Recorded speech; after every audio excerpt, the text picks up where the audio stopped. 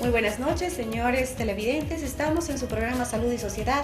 Esta noche estamos en compañía del doctor Mario García Sáenz, quien es médico, ginecólogo y obstetra del Hospital Germán Urquidi. Muy buenas noches, doctor. Bienvenido al programa Salud y Sociedad. Buenas noches, Claudia. Para iniciar la entrevista, que estén atentos todas las mamás.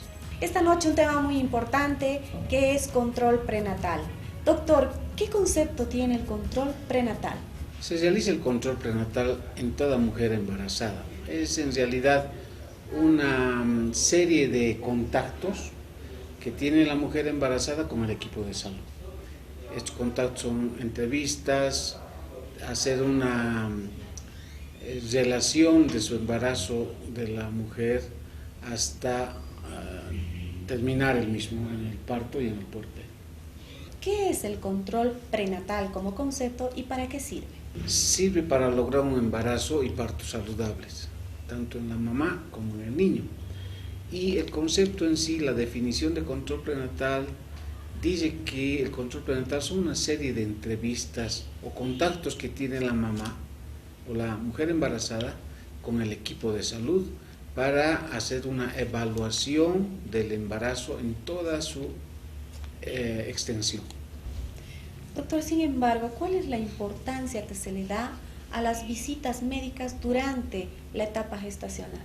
El control prenatal pues, es fundamental para evitar que complicaciones durante la gestación. Es bien importante que la mujer embarazada asista a los controles prenatales, tenga este contacto con el equipo de salud para principalmente detectar factores de riesgo en ese embarazo, que se pueden prevenir, se pueden tratar y se puede llegar a un final feliz tanto de la mujer como del niño.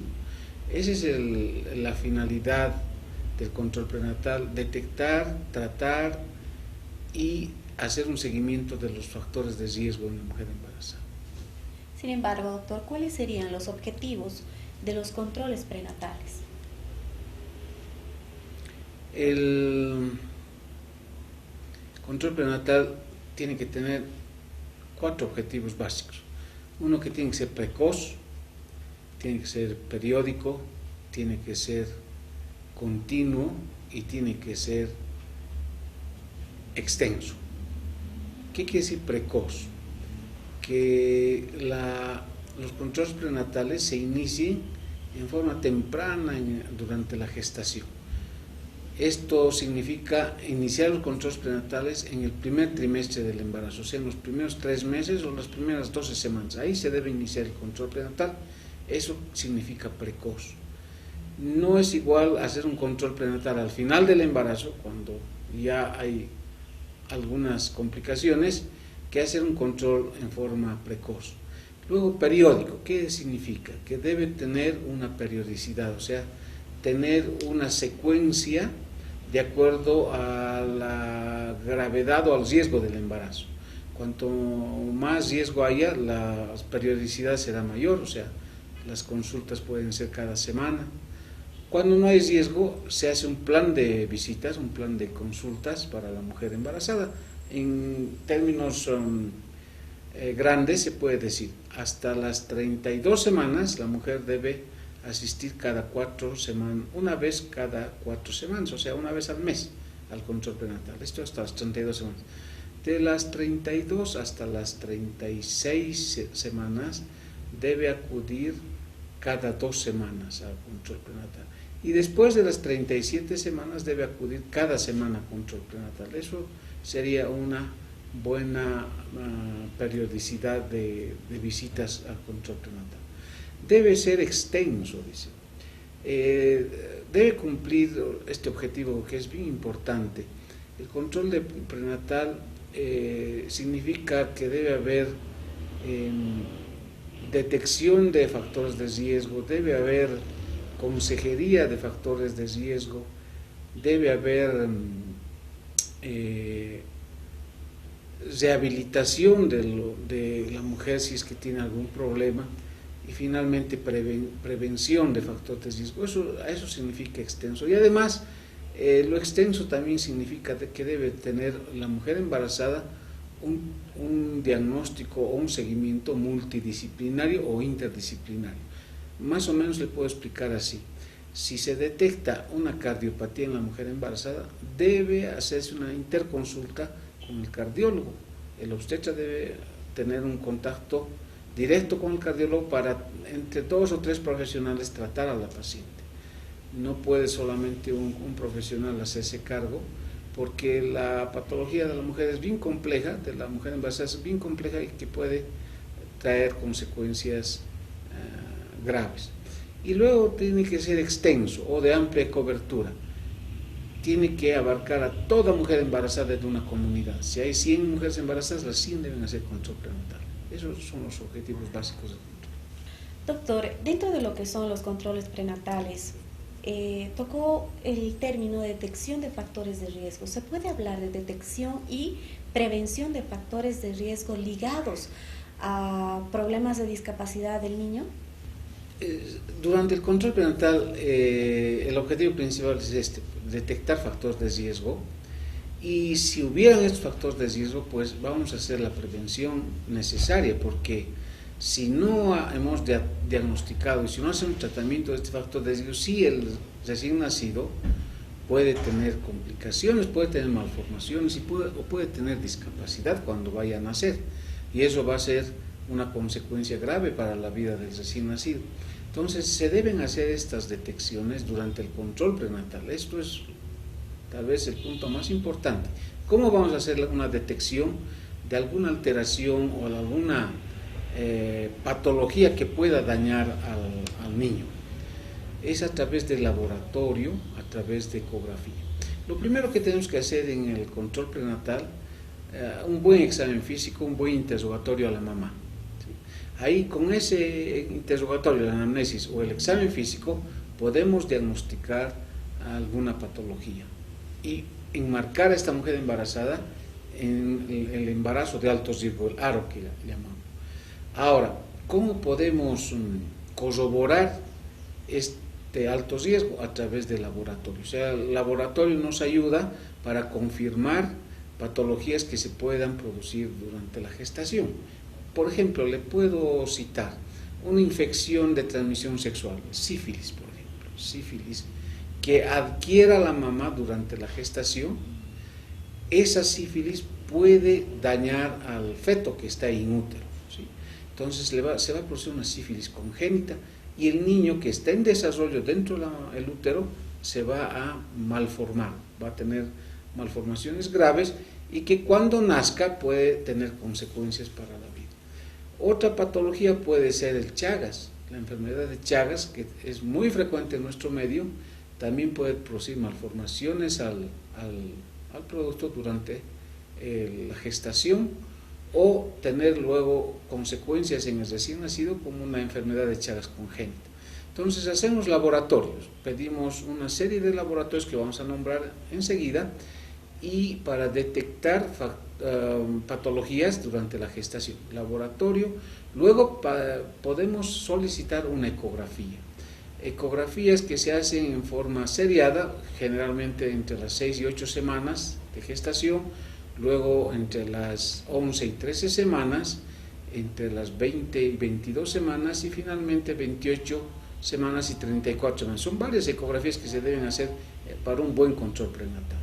Entonces, con esto podemos nosotros corroborar o certificar alguna patología o algún factor de riesgo que nos va a dar discapacidad o malformaciones en el producto, en el feto.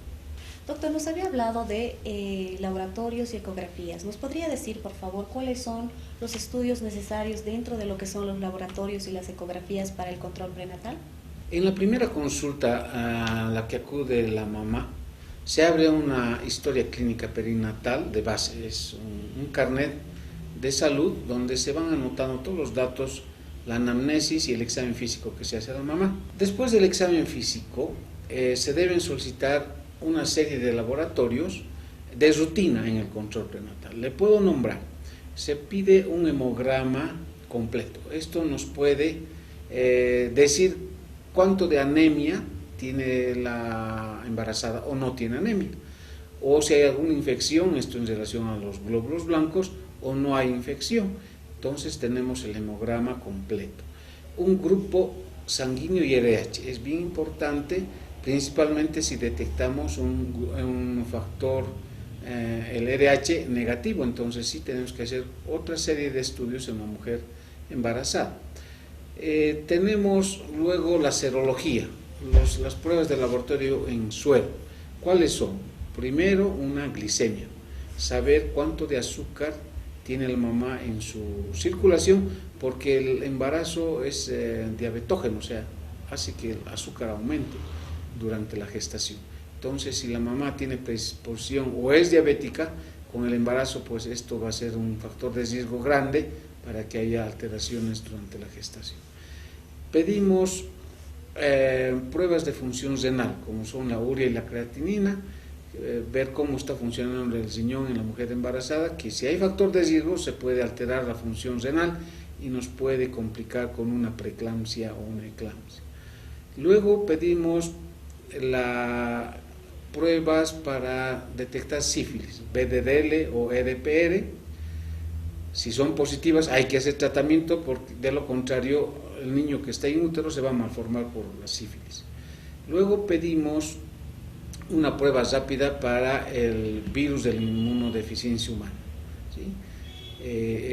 Principalmente cuando hay factores de riesgo, pero actualmente se está haciendo en forma rutinaria la prueba rápida para el HIV, que se denomina.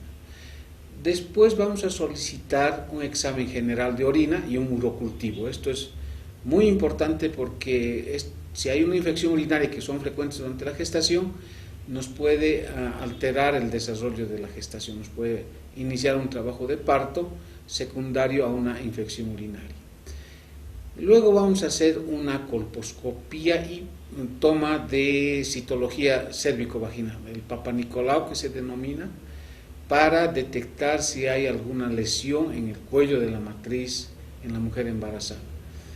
Después de estos serie de análisis de laboratorio vamos a solicitar una serie de ecografías también, dependiendo de la edad gestacional. Se pide a las 6 o 8 semanas una ecografía para ver dónde está ubicado el embrión, si está en útero o está fuera del útero, si está vivo el embrión, si tiene un buen saco gestacional, si está indemne el saco gestacional, si es único o es múltiple el embarazo. Entonces, bien importante entre las 6 y 8 semanas hacer esta ecografía. Luego a las 12, 14 semanas se hace la siguiente ecografía para detectar factores o alteraciones cromosómicas que pueden dañar al feto. Principalmente se solicita la translucencia nucal y los huesos propios de la nariz, que nos detecte el ecografista y que nos mande un informe. Esto más si hay factor de riesgo como ser una mamá con una edad mayor a 35 años. Entonces sí tenemos que solicitar esta ecografía, pero en forma rutinaria actualmente se está haciendo incluso en jóvenes, en mamás muy jóvenes, porque se ha visto que el síndrome de Down, la trisomía 21, también se produce en mamás jóvenes, no es propio de las mujeres ya mayores. Luego, entre las 20 y 22 semanas, otra ecografía para ver la morfología fetal, cómo ha desarrollado este feto dentro del útero, cómo está el embarazo, si está yendo bien, si no hay malformaciones morfológicas en el niño, que podemos detectar a esta edad y que como todavía estamos a tiempo, se puede hacer la interrupción del embarazo. ¿Como cuáles? Por ejemplo, una malformación cardíaca severa, ¿sí? O una anencefalia, que son incompatibles con la vida. Entonces, si estamos con un embarazo temprano, pues se hace la consejería a la pareja para ver la posibilidad de interrumpir el embarazo, ya que el feto tiene malformaciones incompatibles con la vida. No vamos a continuar con un embarazo con un feto que no tiene cráneo o que no tiene cerebro. Eso es la anencefalia. Finalmente, a las 28 semanas se hace otra ecografía, se solicita otra ecografía para ver el desarrollo fetal, cómo ha desarrollado el feto ya para la siguiente ecografía a las 34 semanas, que solamente es para saber la cantidad de líquido amniótico, dónde está insertada la placenta, la madurez placentaria la posición o la situación fetal que nos va ya a preparar para el momento del parto. Eso sería en laboratorio y ecografía. Habíamos hablado, doctor, sobre los laboratorios y ecografías. Sin embargo, doctor, ¿qué instrumento también se requiere para un control prenatal? A nivel nacional se utiliza, y en todas las instituciones de salud, incluso en consultorios privados, se utiliza la hoja de control prenatal, el carnet perinatal que se denomina, donde hay una serie de incisos que nos van a detectar factores de riesgo en la mujer embarazada, ¿sí? Y en la parte superior de este carnet de salud de la mujer embarazada tenemos la filiación de la mamá, el nombre, dónde vive, la edad y todo lo que tiene puntitos amarillos o cuadritos con amarillo son factores de riesgo. Luego tenemos antecedentes de familiares, si hay patologías o enfermedades en la familia, antecedentes personales, si hay alguna enfermedad en la propia mujer embarazada antes de la gestación, antecedentes obstétricos de embarazos anteriores. Si no ha tenido ningún embarazo, pues no se pondrá nada aquí, pero si han habido embarazos anteriores, tenemos que anotar en esta casilla. Esta casilla grande es donde se va a anotar el embarazo actual, cuándo ha sido la última menstruación, la fecha probable de parto, los análisis que se le realizan, si fuma, si se droga, si usa alcohol, si hay violencia intrafamiliar, todo está en esta hoja de control prenatal. Luego, en esta casilla vamos a anotar las citas prenatales, cuando ha venido la mamá, la fecha, la edad gestacional, el peso, como está aumentando de peso, el índice de masa corporal, que es bien importante actualmente, la presión arterial, la altura uterina, la presentación del feto, si está en presentación cefálica o presentación de nalgas, la frecuencia cardíaca fetal, movimientos fetales, proteinuria, si hay proteínas en orina, que es un diagnóstico laboratorial para corroborar una preeclampsia, cuántas tabletas de sulfato ferroso se le da a la mamá, generalmente se le dan 30 para que tome una tableta por día. Aquí se anotan algunos añadidos a esta historia clínica perinatal, por ejemplo, laboratorios que se han solicitado, ecografía que se ha solicitado, el médico responsable y cuándo va a ser su próxima cita. Entonces, el siguiente mes vuelve la paciente, ya tal vez con laboratorios, y veremos si necesita alguna corrección en relación a estos laboratorios, y nuevamente se hace una próxima cita. Al siguiente mes vendrá, tal vez ya con ecografía, para hacer el seguimiento del embarazo, y así sucesivamente. Hemos dicho que hasta las 36 semanas debe asistir cada mes. Después de las 36 semanas, cada 2 semanas, hasta las 32 a 37 semanas, y a partir de las 37 semanas, una vez cada semana. ¿Sí? Luego aquí tenemos si se ha producido el parto o ha terminado este embarazo en aborto. Aquí hacemos la ficha del recién nacido, esto ya cuando se ha producido el parto, y cómo se egresa la mujer de alguna institución y cómo se egresa el recién nacido. Entonces, este carnet es bien completo actualmente, y aquí a la vuelta podemos ver que tenemos unas curvas. ¿Sí? Esta curva, por ejemplo, es para saber cómo está creciendo o desarrollando el feto in útero. Aquí se va anotando la altura uterina, y de acuerdo a esa altura uterina nosotros nos damos cuenta si coincide esta altura uterina con la edad gestacional, y tenemos unos percentiles, el percentil 90 y el percentil 10. Este es el mínimo y este es el máximo. Generalmente o normalmente la altura uterina debería ir en el percentil 50, a la mitad, ¿sí? Quiere decir que hay un buen desarrollo fetal. Aquí tenemos el aumento de peso materno, del peso materno, en relación a la edad gestacional. ¿Sí? También tenemos unos percentiles, un máximo y un mínimo, y vamos a ver que la mamá debe tener un aumento de peso entre 10 a 12 kilos durante toda la gestación. Si estuviera aumentando más, probablemente está entrando a un sobrepeso o a una obesidad, y si está aumentando mucho menos de peso en relación a lo normal, podemos decir que la mamá está enflaquecida, entonces aumentaremos sus nutrientes. Y aquí tenemos las señales de peligro que se le explica a la mujer embarazada, incluso con unos gráficos para que entienda mucho mejor si la mujer no sabe leer. Señales de peligro, cómo debe suscribirse al bono Juana Zurduy. Si hace sus controles prenatales, la mamá va a recibir un bono, un dinero, y quiénes son las beneficiarias, cómo se gradúan del bono. Está todo en el carnet de salud de la madre, que es una norma nacional. Doctor, cuando habíamos hablado del tamaño uterino, el volumen uterino, ¿a qué se refiere con eso? Dentro de lo que son las medidas. Es la altura uterina, en realidad se toma con una cinta, y vale la oportunidad aquí que el médico no necesita de nada sofisticado para hacer un control prenatal. ¿Qué necesita? Doctor, cuando habíamos hablado del tamaño uterino, el volumen uterino, ¿a qué se refiere con eso? Dentro de lo que son las medidas. Es la altura uterina, en realidad se toma con una cinta, y vale la oportunidad aquí que el médico no necesita de nada sofisticado para hacer un control prenatal. ¿Qué necesita? Un gestograma, que es un círculo para saber la edad gestacional, una cinta métrica, una corneta o estetoscopio de Pinar para escuchar los latidos fetales, un tensiómetro y un estetoscopio, nada más. Con eso se puede hacer el control prenatal.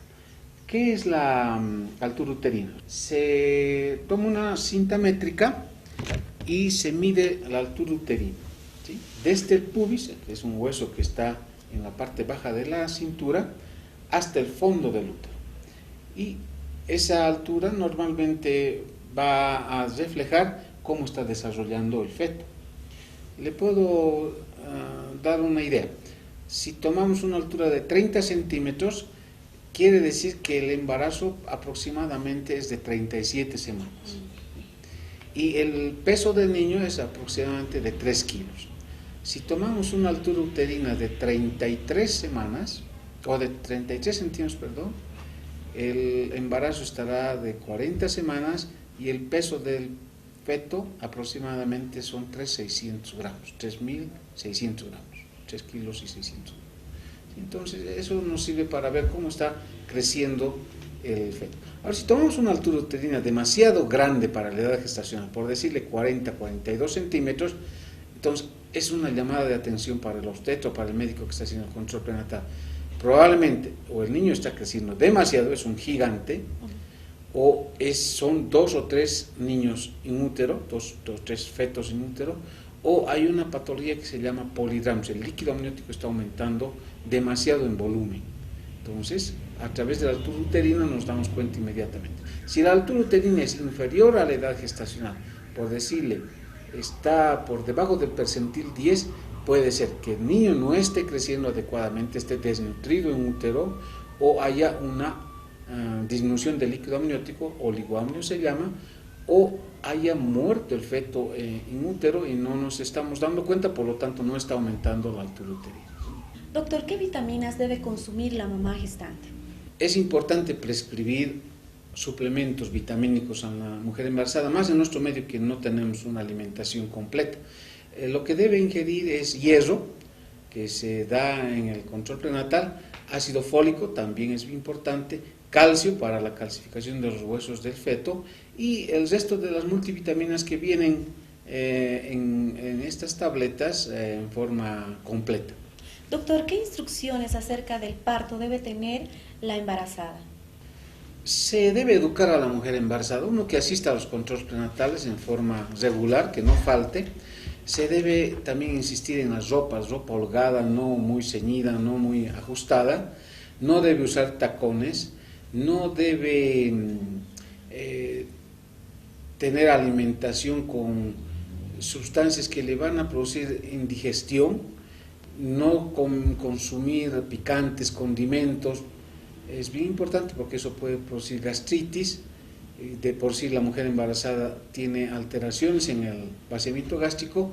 Debe hacer ejercicio frecuente, diario. Caminar es muy importante, es respirar aire puro, no contaminado, evitar reuniones o donde haya mucho consumo de cigarrillos o algunas sustancias tóxicas. Eso fundamentalmente. Ahora, en relación a las relaciones sexuales, yo pienso que no hay problema de tener relaciones sexuales, pero con los cuidados principalmente al principio del embarazo y al final de la gestación. Doctor, ¿cuáles son las medidas de alarma? En las medidas de alarma se debe indicar a la mujer embarazada, ya al final del embarazo, si debe acudir a cualquier centro de salud portando su carnet perinatal, que es como un pasaporte o una vía para que pueda entrar a los hospitales del Ministerio de Salud, y se le debe indicar si hay sangrado, debe acudir inmediatamente, por mínimo que sea el sangrado transvaginal. Si el niño disminuye los movimientos fetales, también debe acudir, o no hay movimientos fetales, debe acudir inmediatamente a un centro de salud. Si se elimina el líquido o se rompe la bolsa de las aguas, también debe acudir en forma inmediata a cualquier centro de salud, o cualquier síntoma que la mujer vea que es muy diferente o es raro durante la gestación. Por ejemplo, mucho dolor de cabeza, hinchazón de los miembros inferiores, hinchazón de la cara, dificultad para respirar, alteraciones en el sueño, desmayos, visión borrosa o visión doble, debe acudir inmediatamente a cualquier centro de salud.